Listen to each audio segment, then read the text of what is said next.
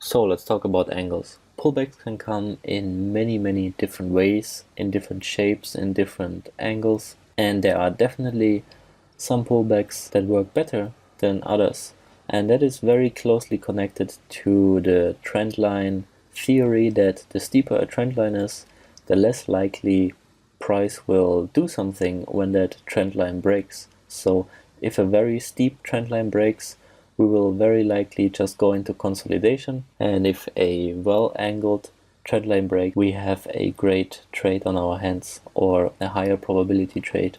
So take a look at this, for example. This is a classic flag. We had a drive up and then we made this channel here. This is a classic bull flag with three waves to the downside. Here, 1, 2, 3, and then a continuation to the top. So this trend line here, the angle is just perfect. This is just how we like it. A little bit flat, not too steep. And if you take the 45-degree as the highest angle for a flag or a pullback, then anything higher than 45 degrees would be a low probability trade. So this here is our 90-degree angle, and this would be roughly our 45-degree angle. And if we get a flag, this is already quite steep actually. So what we want to see is something like this, or even this, much better. Now let's take a look at a very steep pullback. This one, for example. This one is something I would never trade. I mean, yes, you can see the trend line break, but there's not a lot of follow through, and also if the trend line is so steep, usually our stops are quite high. We can't get cheap entries most of the time on these steep pullbacks, and that is not what we want, because we want a trade that works out often and we want a trade that gives us a cheap entry.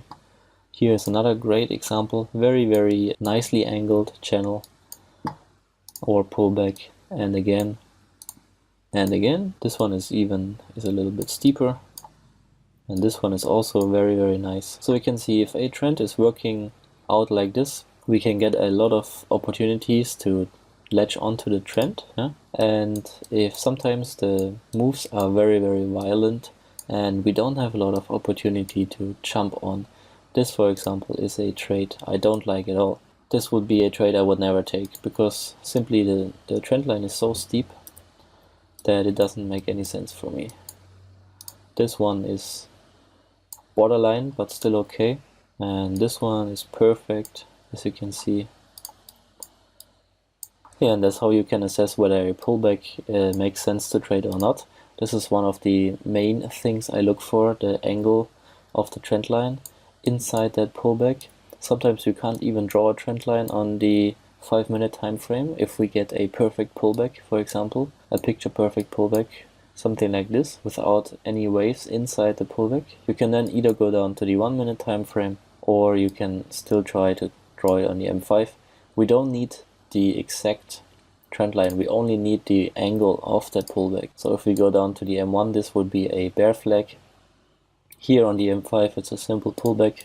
The markets are always fractal. So draw your trend lines when you see a pullback, see how steep it is. The flatter the angle, the better.